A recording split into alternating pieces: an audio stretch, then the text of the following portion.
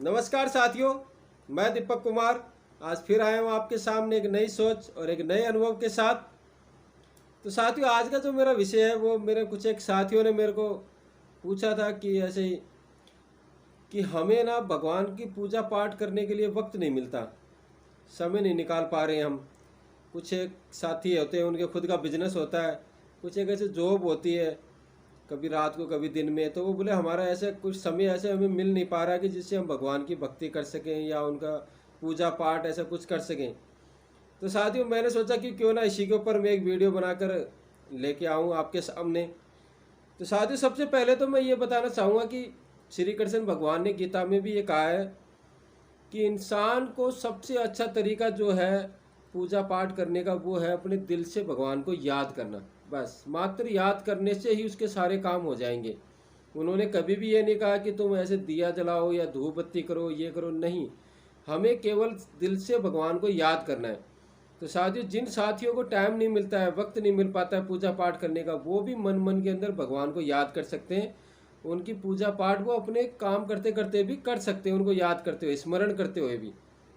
साथियों, इसी के ऊपर मैं एक छोटी सी कहानी आज आपको सुनाता हूँ कि एक बार क्या होता है कि संत रविदास जी होते हैं, जो मीराबाई जी के जो गुरु थे संत रविदास जी, उनके जीवन से एक कहानी है कि एक बार संत रविदास जी अपने दुकान पे बैठे रहते हैं, अपने काम करने का जो औजार वजूर उनको लेके, अपने उनका काम आपको पता था कि वो जूते वूते ठीक करने का उनका काम था। तो उधर से एक संतों का टोला जाता रहता है, एक संतों की टोली जाती रहती है। तो उन संतों में किसी एक की चप्पल क्या है कि वो जूता है वो टूट जाता है। तो वो संत रविदास जी के पास जब जाते रहते हैं तो उनकी दुकान आती है, तो वो उनसे ठीक कराने के लिए रुक जाते हैं। तो संत रविदास जी उनसे पूछ लेते हैं काम करते हुए, उनके जूता को ठीक करते हुए, कि आप लोग कहाँ जा रहे हो सारे आज इतनी सुबह सुबह। तो वो सब लोग कहते हैं भाई आज हम गंगा स्नान के लिए जा रहे हैं। तो फिर रविदास जी कहते हैं कि महाराज आप अगर आप गंगा स्नान के लिए जा रहे हो तो मेरा भी एक छोटा सा काम कर देना। बोले हाँ जी बताओ क्या काम है, हमें तो जाना ही है उधर, संतों ने उनको कहा। तो भाई रविदास जी ने कहा कि ये जो 1 रुपया है ये मेरी तरफ से माँ गंगा को अर्पण कर देना, लेकिन मेरी एक बात का विशेष आप ध्यान रखना। तो संत पूछते भाई क्या। बोले आप जब गंगा माँ हाथ बढ़ाकर ये रुपया ले तो ही आप उनको अर्पण करना, नहीं तो मत करना। अब वो संत हंसने लगे, अरे बोले ऐसा भी कभी होता है क्या कि कोई गंगा माँ 1 रुपया लेने के लिए आएगी, लेकिन फिर भी बोले चलो दे रहे हैं, अपने क्या दिक्कत है, ले चलते हैं। अब वो संत वहाँ से संत रविदास जी का रुपया लेके और चले गए स्नान करने के लिए गंगा जी में। और उन सभी संतों ने स्नान किया, और जैसे वो चलने के लिए हुए तो संत को याद आया कि यार रविदास जी ने हमें एक सिक्का दिया था। तो अब वही वो रविदास जी की इच्छा अनुसार उन्होंने माता गंगा के सामने हाथ जोड़ के प्रार्थना करी कि माता ये आपका जो रविदास है उसने ये सिक्का दिया है। और उसके मन मन में विचार करो ऐसा भी कभी होता है क्या कि माँ आएगी लेगी। तो अब उसने कहा भाई ये सिक्का आपको मैं अर्पण कर रहा हूँ। अब जैसे ही वो सिक्का उन्होंने आगे की तरफ बढ़ाया तो गंगा माँ का एक हाथ निकल के बाहर आता है पानी से, और वो सिक्का वो ले लेती है, और बदले में वो एक सोने का सुंदर सा कंगन उनको देती है। संत को कहती है कि ये जो कंगन है मेरे जो भक्त है रविदास उनको दे देना, और कह देना माँ तुम्हारी भक्ति से बहुत प्रसन्न है। अब इस संत सब अचंभित हो गए, देखते रह गए यार ये क्या है, कैसी माया है।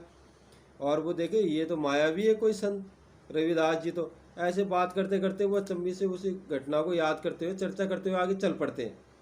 अब चलते चलते उन संत के मन में एक लालच आ जाता है कि यार संत रविदास को तो क्या पता है कि ऐसा यहाँ कुछ हुआ है, और हम ऐसा करते हैं ये कंगन ले जाकर राजा को देते हैं। राजा जब इस अमूल्य कंगन को देखेगा, सुंदर कंगन को देखेगा, तो हमें जरूर कुछ इनाम देगा। ये सोच के वो सारे संत क्या करते हैं, रविदास जी के पास ना जाके सीधा राजा के पास पहुंच जाते हैं। और राजा उस वक्त अपने बाग के अंदर घूमते रहते हैं सुबह सुबह। अब वो जाके संत सारे राजा से प्रार्थना करते हैं कि महाराज ये अमूल्य एक कंगन हमें मिला है, और ये देखो ये कंगन ऐसा है, और गंगा माता ने हमारी भक्ति पे खुश होकर हमें दिया है ये कंगन, और आप ना ये कंगन आपके पास ही रहना चाहिए, तो राजा के खजाने में रहना चाहिए। ऐसे वो उसके कंगन की बढ़ाई करते हुए राजा को दे देते हैं। तो राजा क्या करते हैं, उस कंगन को अपनी रानी को दे देते हैं। अब रानी जब उस कंगन को देखती है तो बहुत खुश होती है, और कहती है बहुत सुंदर कंगन है, ऐसा कंगन तो मेरे को भी एक और चाहिए, एक कंगन का मैं क्या पहनूं। भाई ये बात राजा को पता चली, भाई रानी को एक और कंगन चाहिए। तो राजा ने उन संतों को कहा कि भाई एक कंगन और ला के दो, नहीं तो फिर अब समस्या हो जाएगी तुम्हारे, मैं तुम्हें दंड दूंगा, नहीं तो तुम तो एक लाए तो दूसरा भी ला सकते हो। आप भाई संत तो हक्का बक्का रह गए, सारे के सारे डर गए कि भाई ये कंगन तो गंगा माँ ने दिया था, वो भी रविदास के लिए, अब हम कहाँ से दूसरा कंगन लाए। अब संतों की समस्या होगी। संतों ने भी राजा से माफ़ी मांगी, उनके पैर पकड़ लिए, बोले महाराज ऐसी बात है। उन्होंने सारी सच्चाई उन्होंने रविदास जी वाली बता दी भी, कैसे कैसे हम गए और कैसे गंगा को उन्होंने रुपया अर्पण किया था, वो कंगन दिया। तो राजा बोला भाई संत रविदास जी के पास चलो, अब रानी ने तो जिद्दी कर लिया, उसको तो कंगन ला के देना पड़ेगा। संत रविदास देगा कंगन दूसरा माँ गंगा से लेके। अब वो राजा और वो सारे पुरोहित वो जो थे संत, वो सारे के सारे पहुँच गए संत रविदास जी की दुकान पे, वहाँ उनके पास। अब वहाँ संत रविदास जी बैठे हुए थे। अब वहाँ जाके वो संत उन रविदास जी के चरणों में गिर गए और बोले महाराज हमें माफ़ कर दो, ऐसे ऐसे आपने जो रुपया दिया था गंगा माँ की, वो सारी कहानी उन्होंने उनको सुना दी। तो बोले भाई अब समस्या क्या है, मेरे पास क्यों आए हो, मैं क्या करूं। तो राजा जी ने फिर विनती करी कि महाराज ऐसा है कि एक कंगन रानी पहन नहीं सकती, वो कहती मेरे को दूसरा और चाहिए, अब दूसरा कंगन और चाहिए रानी को। अब राजा ने उन सब ने विनती करी तो रविदास जी बोले कोई बात नहीं, मैं अभी माता से प्रार्थना करता हूँ, उनकी इच्छा होगी तो वो दे देंगी। अब जो सभी संत रविदास जी के जो वो कठौती थी जिसके अंदर वो पानी रखते थे, उसके पानी के अंदर ही उन्होंने हाथ जोड़ के प्रार्थना करी, हे गंगा माता आपका बच्चा आपको आज पुकार रहा है और आज की भक्ति का लाज रखो, और ऐसे ऐसे उन्होंने उनसे प्रार्थना करी माता गंगा से। तो माता गंगा उसी कठौती के अंदर फिर प्रकट हो गई और एक और कंगन संत रविदास जी को दे के गई। तो साथियों इसलिए कहते हैं कि मन चंगा तो कठौती में गंगा। इसलिए हमें किसी प्रकार के आमंत्रण ये करने की जरूरत नहीं है, कोई ऐसी धूप जलाओ बत्ती जलाओ ये करो इसके लिए टाइम लगा। अगर आपके पास समय है तो बहुत अच्छी बात है, हमें करना चाहिए सारे काम धाम मंत्र उच्चारण सारे। अगर आपके पास समय नहीं है तो आप मन मन में भी अगर भगवान का नाम का जाप कर लोगे, उनको दिल से याद कर लोगे, तो भी आपके सारे काम बन जाएंगे, आपको आसानी से सारी चीज़ की प्राप्ति हो जाएगी। और वो भी एक पूजा और एक भक्ति ही मानी जाती है, और असली भक्ति तो वही है जो दिल से करी जाती है। इसलिए कभी भी ऐसा मत सोचो कि मेरे पास समय नहीं है, मैं तो भक्ति कर ही नहीं पा रहा, मैं वहाँ नहीं जा पा रहा। अपने मन को आप आत्मग्लानि महसूस मत करो, आप जहाँ हो जैसे हो जिस स्थिति में हो वैसे आप भगवान को याद करो, तो आपके सारे काम बनते चले जाएंगे। तो साथियों इसी के साथ आज की बात समाप्त करता हूँ।